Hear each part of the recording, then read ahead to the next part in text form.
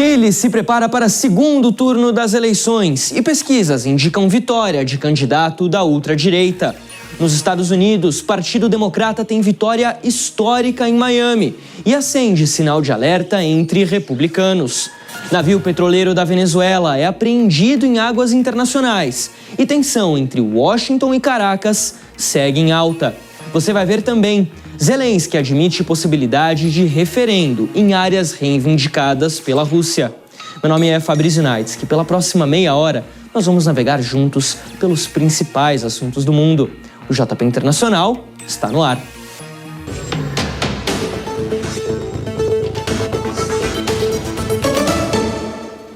Olá, seja muito bem-vindo, seja muito bem-vinda. O JP Internacional já está no ar e a gente começa o programa de hoje falando sobre vizinhança, ou quase isso. O Chile não é exatamente vizinho do Brasil, mas é um país muito importante na América do Sul e que vai passar pelo segundo turno das eleições neste domingo. A disputa põe frente a frente a candidata do governo, a esquerdista Renate Rara, contra o deputado de ultradireita José Antônio Kast. No primeiro turno, Renate Rara terminou na frente, com 26,85% dos votos. Mas o prognóstico para a decisão, melhor dizendo, favorece o oposicionista José Antônio Kast, que recebeu apoio de outros dois candidatos de direita, Evelyn Matei e Johannes Kaiser, quinta e quarto colocado na disputa. As pesquisas indicam vitória do deputado com algo entre 55% a 60% dos votos, uma vantagem confortável para conquistar o resultado necessário para assumir a presidência. Bom, sobre esse assunto, a gente conversa com a professora de Relações Internacionais da Unifesp, Regiane Bressan. Professora, seja muito bem-vinda ao JP Internacional. O Chile prestes a uma eleição histórica e prestes a eleger também o candidato mais à direita no país desde Augusto Pinochet, o ditador chileno, não? Exatamente, Fabrício. Aliás, o cumprimento a todos que nos assistem, e as eleições chilenas neste segundo turno, dia 14 de dezembro, indicam a vitória de Kast, ele que já disputou as eleições passadas, perdeu de Gabriel Boric, mas agora vem somando votos, por exemplo, de Kaiser e de outros candidatos chilenos. Então, possivelmente, ele deverá vencer as eleições, colocando fim ao governo de Boric, ou seja, não tem mais como eleger aí a sucessora, e a partir de agora o Chile estará sob uma direita um pouco mais radical ou uma ala conservadora. Professora, a gente tem visto uma questão muito forte no Chile envolvendo a segurança pública. A segurança pública é a principal prioridade dos eleitores chilenos, pelo menos é isso que indicam as pesquisas. Agora, quando a gente fala de Kast, a gente está falando aqui de uma figura que apoiou a ditadura de Augusto Pinochet, quando houve um referendo para saber o que aconteceria com o futuro da política no Chile. Ele, então, líder de movimento estudantil, apoiou a permanência de Pinochet no governo chileno. Ele tem um pai que literalmente era filiado ao Partido Nazista, era membro do Partido Nazista na Alemanha, partido de Adolf Hitler, mas essas questões parecem estar em segundo plano para os eleitores chilenos. Isso é um sinal de que a segurança pública, de fato, é um problema tão grande no Chile a ponto de escantear essas outras questões? Bom, vamos começar falando sobre a questão da segurança pública, que é um tema prioritário para toda a América Latina, não apenas ao Chile. Então, países como Colômbia, México, entre tantos, vêm priorizando isso na sua pauta política. Aliás, o Brasil também deve ter esse tema para o próximo ano, já que enfrentaremos novas eleições federais. Assim, o tema, a agenda da segurança, é bastante importante para o eleitorado chileno, que, claro, não está contente em termos de segurança com o governo de Gabriel Boric. Por sua vez, o Kast, ele remonta realmente o período da ditadura militar chilena, que já data aí mais de 40 anos. O que eu quero dizer com isso? Que a população ela vai se renovando, embora a história seja registrada, a população mais jovem ela quer ver os problemas contemporâneos sendo resolvidos, ou seja, cada vez menos leva em consideração a história ditatorial do Chile. Assim, eu vejo que temas como insegurança e desigualdade são temas ainda bastante importantes, são temas que devem prevalecer na decisão desse pleito. Quando a gente fala aqui das principais prioridades dos eleitores, a gente separou até uma arte mostrando, já vou voltar a conversar com a professora Regiane, para a gente entender exatamente qual que é a diferença entre 2025, agora nessas eleições, e 2021. Aqui é o tema da criminalidade, segurança pública.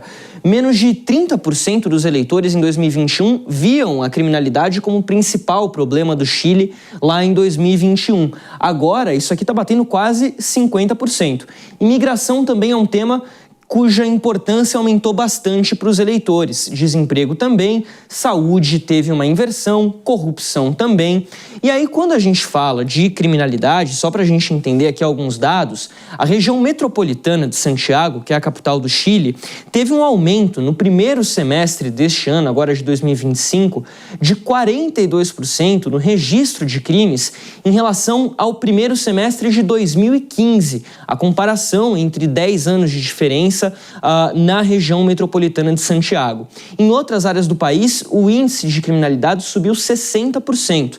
Nas regiões que subiu menos, subiu na margem de 30%. Agora sim eu vou chamar de novo a professora Regiane.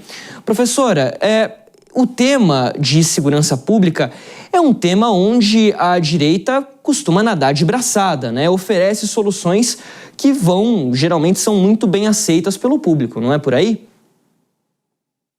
Certamente, por ser geralmente a direita mais rude em relação à questão da segurança, o que eu quero dizer mais assertiva, mais militarizada muitas vezes, acaba sendo favorecida nesse quesito, nessa questão. E como eu disse, nós sabemos hoje em dia, por exemplo, que as redes que as redes de narcotráfico, elas são transnacionais, ou seja, tanto crime organizado quanto narcotráfico, eles atuam em quase todos os países da América Latina. Assim, nós vemos a violência crescer bastante de maneira geral.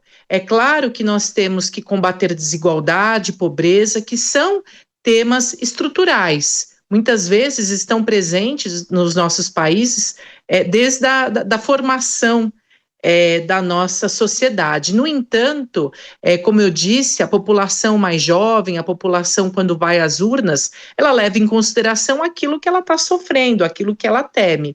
E a segurança pública é o tema da bola da vez da América Latina, e isso deve, inclusive, dar condições para que outros governos de direita venham a se eleger no próximo ano, como na Colômbia, inclusive, ainda que nós não tenhamos muitas pesquisas a respeito, mas observando o contexto geral, nós podemos entender que essa é a tendência latino-americana. E sempre um tema que costuma estar muito alinhado também com o populismo, né? Professora, em relação à questão da imigração, o Chile tem hoje um número de imigrantes muito maior do que ele tinha 10 anos atrás, do que ele tinha 5 anos atrás, uma grande parte desses imigrantes vindos da Venezuela. Existe alguma forma de resolver o problema da imigração sem que a gente fale de integração aqui no continente?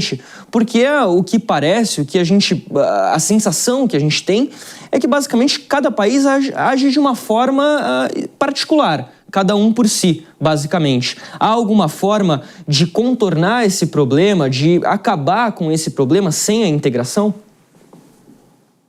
Fabrício, o tema da migração é um dos temas mais sensíveis que há, inclusive no âmbito da integração regional, porque a princípio a integração não prevê imediatamente a livre circulação de pessoas. Isso vai acontecer depois de muitos anos. Aliás, a própria Europa demorou muito para ter esse tema regulamentado e até hoje é um grande tema para a Europa. Ou seja, esse é um tema também sensível, também delicado, e por conta da crise venezuelana, no conflito agora entre Venezuela e Estados Unidos, o número de imigrantes deve subir muito. Ou seja, não apenas o Chile vem recebendo muitos venezuelanos, mas a Argentina, Colômbia principalmente, e outros tantos vizinhos, assim como o Brasil. Quando nós temos um problema desse na região, é preciso que todos os países tentem, de alguma forma, minimizar ou resolver, porque, a princípio, cada um tem a sua regra e muitas vezes a situação vai complicando muito quando o fluxo migratório é muito intenso. Assim, ainda não temos, a princípio, uma solução regional, mesmo no âmbito da integração para essa questão, e no caso do Chile, o atual candidato que deve vencer essas eleições, o Kast, ele também foi bastante enfático em relação a limitar a migração no Chile, dado o contexto social e as dificuldades que essa pauta traz para o país. Professora, para a gente finalizar aqui a nossa conversa, o Chile tem uma característica bem peculiar desde a redemocratização ali na década de 90,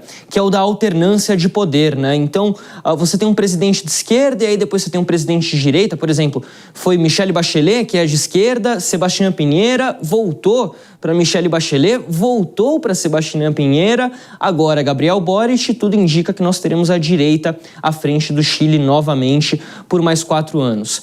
Isso é um sinal de uma democracia que funciona muito bem e que consegue assimilar essa política pendular, indo da esquerda para a direita, da direita para a esquerda, ou é um sinal de governos que não conseguem se sustentar por muito tempo?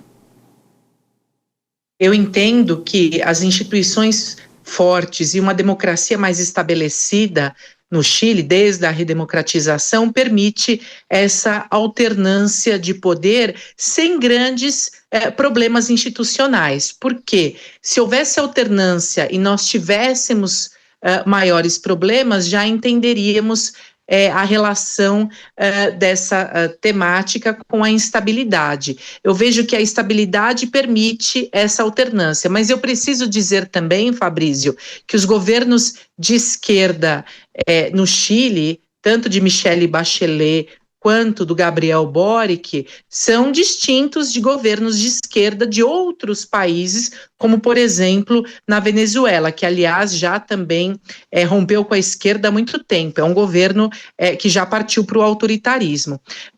Dessa forma, inclusive eu preciso recordar que, em maio de 2023, foi o Gabriel Boric que criticou muito a Venezuela no último encontro em Brasília dos dois líderes, tanto Nicolás Maduro quanto o Gabriel Boric. Assim, é preciso dizer que são governos de uma esquerda mais moderada e que tampouco implicam em grandes mudanças no cenário chileno. O lado muito bom é que nós temos aí para acontecer uma eleição que deve ser livre, que deve ser justa e que deve garantir a democracia no país, que é o que mais nós desejamos e queremos. Exatamente, ainda mais numa região tão conturbada como a América do Sul, a América Latina de maneira geral, né? Conversamos com a professora de Relações Internacionais da Unifesp, Regiane Bressan. Professora, muito obrigado pela sua participação aqui no JP Internacional. Volte sempre. Fico à disposição. Até uma próxima. Até a próxima. Bom, agora a gente vai falar de eleições, mas nos Estados Unidos, porque o Partido Democrata conquistou uma vitória histórica na cidade de Miami com a eleição da nova prefeita Eileen Higgins no segundo turno. Ela será a primeira prefeita mulher da história da cidade e a primeira democrata a ocupar o cargo desde 1998. Até aí pode parecer uma vitória isolada, mas o histórico na região conta uma história diferente. Higgins teve uma vantagem de 19 pontos percentuais sobre o candidato republicano no segundo turno. Ela terminou com 59,4% dos votos contra 40,5% de Emílio Gonzalez. Em 2021, o prefeito Francis Suárez venceu a disputa ainda no primeiro turno com 67 pontos de vantagem em relação a Max Martinez, candidato do Partido Democrata. Mas a cidade de Miami é relativamente pequena, tem menos de 450 mil habitantes. Aí a gente olha então para o condado de Miami-Dade, que é bem maior, quase 3 milhões de pessoas, um dos principais na Flórida.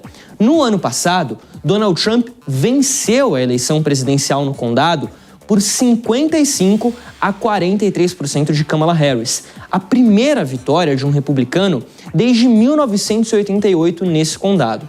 Essa vitória de Eileen Higgins, somada com outros bons resultados de democratas ao redor do país, seja democratas que conseguiram virar contra republicanos ou democratas que diminuíram muito a diferença que Donald Trump construiu no ano passado, fez acender um sinal de alerta na Casa Branca. Sobre esse assunto, a gente conversou com o professor de Relações Internacionais da ESPM, Ricardo Leães. Fabrício, de fato, tanto as recentes eleições que ocorreram nos Estados Unidos, e que o grande destaque é para a eleição municipal em Nova York e a eleição municipal em Miami, mostram realmente uma grande dificuldade para o Donald Trump e um sinal de que o futuro talvez não seja muito auspicioso. Digo isso não apenas por essas vitórias dos democratas nesses municípios, mas também porque várias pesquisas de opinião têm mostrado uma redução da popularidade do Donald Trump, em especial nos grupos em que ele tinha conseguido ter um bom desempenho em 2024, entre os chamados eleitores independentes, entre os eleitores mais jovens e entre as minorias, em especial os latinos.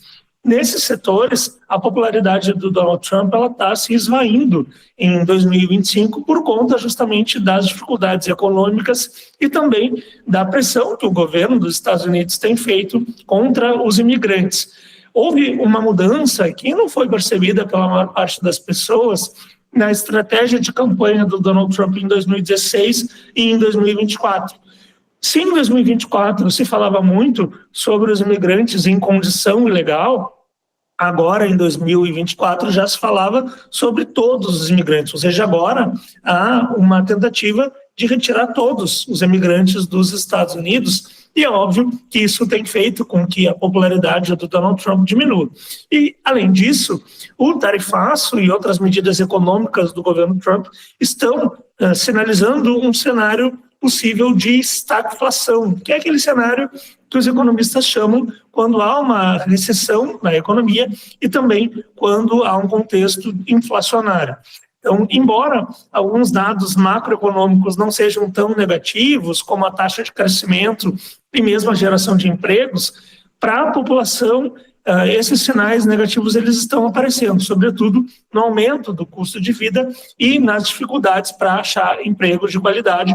E tudo isso aponta para um cenário favorável para os democratas nas eleições de meio de mandato, agora que vão ocorrer no ano que vem.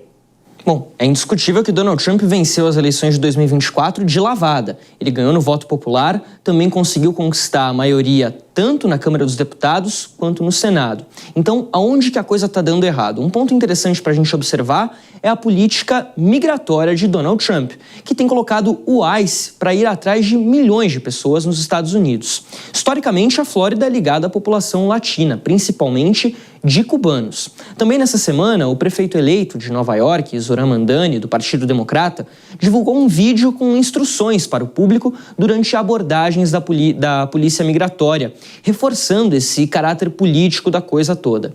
A gente perguntou para o professor Ricardo Leães se as operações do ICE têm, na verdade, jogado contra Donald Trump. Em relação especificamente às operações do ICE contra os imigrantes, me parece que sim. Na verdade, o que ocorreu em 2024 foi um certo distanciamento dos latinos em relação aos democratas. Tradicionalmente, ou pelo menos nas últimas eleições presidenciais, esses grupos costumam votar nos candidatos democratas. Entretanto, talvez até mesmo pela frustração por conta das ações de Joe Biden, os latinos se colocaram de uma maneira mais favorável ao Donald Trump em comparação com as eleições de 2020 e 2016. Entretanto, por conta tanto da crise econômica quanto pelas operações do ICE e pela essa mudança de retórica nos Estados Unidos, pelo fato de que agora o Donald Trump não está mais criticando apenas os imigrantes em situação ilegal, mas está criticando a imigração como um fenômeno, como algo em si. Isso tudo tem feito com que a popularidade do Donald Trump junto a esses grupos tenha caído muito.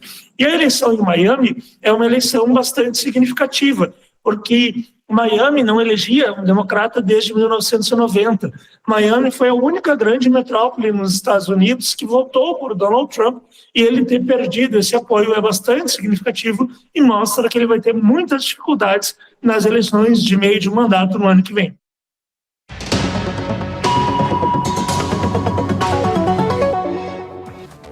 Chegou a hora do Radar Internacional, hora da gente conferir o que foi manchete no mundo ao longo dessa semana. Vamos começar pela Ásia. Confrontos entre Camboja e Tailândia deixaram pelo menos 20 mortos desde a última semana, com o deslocamento de mais de 500 mil de pessoas próximas à zona de fronteira.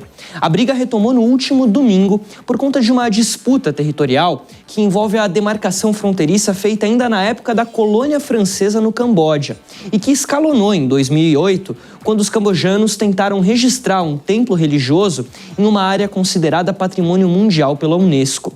O presidente dos Estados Unidos, Donald Trump, disse que os premiers dos dois países concordaram em encerrar o conflito nesta sexta-feira, mas isso, em teoria, já havia acontecido em julho e, no fim das contas, não deu em nada, então a gente vai ficar de olho no que vai acontecer por ali. Falando em conflito na Ásia, aviões militares J-15 da China fixaram os radares em caças japoneses F-15 próximos à ilha de Okinawa.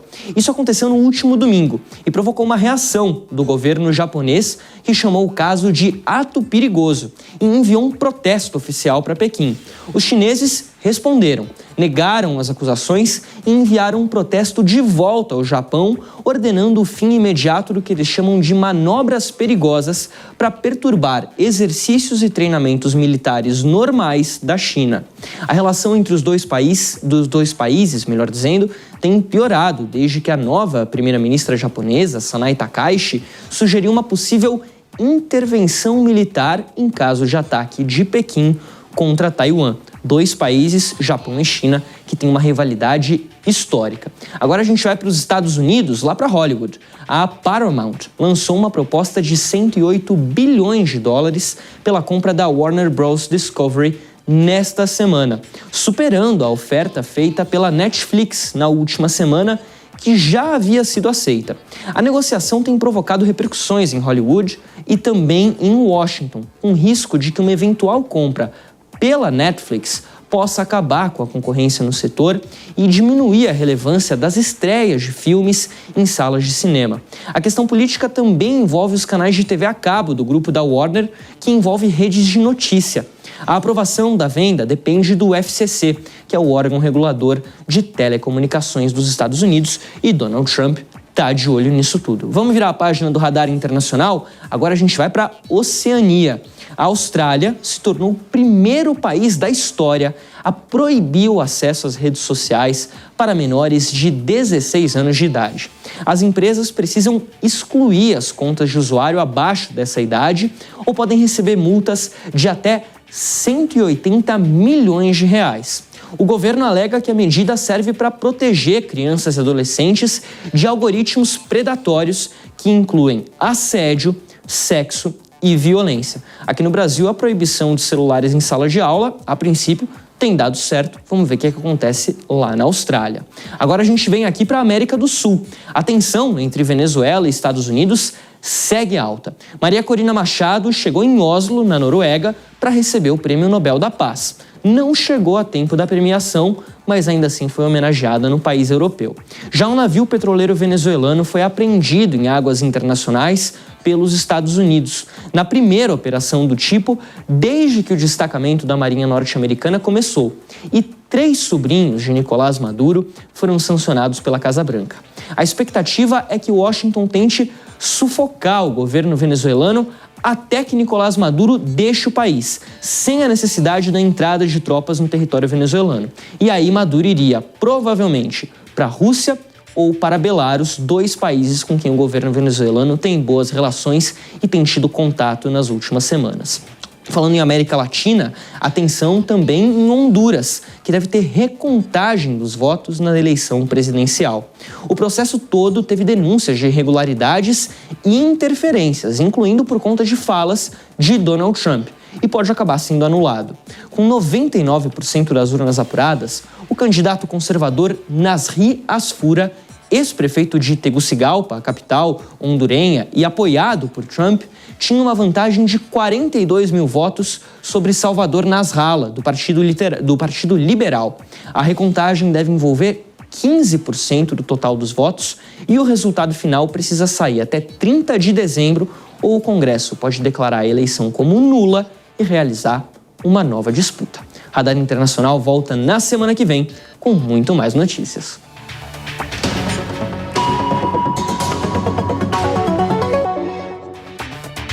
O presidente da Ucrânia, Volodymyr Zelensky, admitiu pela primeira vez a possibilidade de realizar um referendo nacional para decidir se o país deve ou não ceder territórios à Rússia em um eventual acordo para encerrar a guerra. Os detalhes você acompanha com Bruna Milan. A declaração marca uma mudança importante na postura do líder ucraniano, que até agora rejeitava qualquer discussão sobre concessões territoriais. Zelensky diz que os ucranianos precisam ter voz nesse tema sensível, já que Moscou exige a cessão de áreas ocupadas como condição para negociar o fim do conflito. Ele ressaltou, porém, que mesmo que a população aprove a concessão, a Constituição ucraniana impede que o governo transfira territórios, ou seja, o referendo não significaria automaticamente entregar as regiões à Rússia. O presidente também confirmou que entregou aos Estados Unidos o novo Plano de Paz, atualizado após encontros com lideranças europeias nesta semana. O documento contém cerca de 20 pontos e aborda garantias de segurança à Ucrânia, a reconstrução do país no pós-guerra e prevê que o exército ucraniano possa chegar a 800 mil soldados. O chanceler alemão Friedrich Merz disse que o texto inclui menções a possíveis concessões territoriais, mas não deu detalhes. Segundo ele, a decisão final cabe ao presidente ucraniano e ao povo da Ucrânia. Zelensky afirmou que a discussão sobre fronteiras ainda está aberta e que o plano revisado inclui um pedido claro para a retirada das tropas russas de regiões como Kharkiv e Sumy. As mudanças sugeridas pelos europeus têm o objetivo de afastar o que especialistas apontaram como um viés pró-Rússia no plano inicial apresentado pelo presidente dos Estados Unidos, Donald Trump. O novo documento busca atender preocupações da Europa, que se vê diretamente ameaçada por Moscou. Ao longo da semana, líderes europeus reforçaram que a Ucrânia não deveria abrir mão de territórios e que apenas Kiev pode decidir seu futuro. A chamada coalizão dos dispostos se reuniu para discutir o andamento das negociações e o estado atual da guerra. Enquanto isso, o governo Trump pressiona por rapidez e quer uma definição ainda este ano. Zelensky revelou que a Casa Branca deu até o Natal para que os europeus apresentem uma posição definitiva sobre o plano de paz. Mesmo assim, o líder ucraniano disse que não existe um prazo interno dentro da Ucrânia e que qualquer avanço depende de consenso entre Kiev, Washington e as capitais europeias. Semaninha devidamente encerrada, o JP Internacional vai ficando por aqui. Mas a gente segue de olho em tudo que acontece ao redor do mundo. Nosso próximo encontro é no sábado que vem e, claro, ao longo de toda a programação da Jovem Pan News. Muito obrigado pela sua companhia. Natal tá chegando, hein? Mas a gente se encontra. Até a próxima.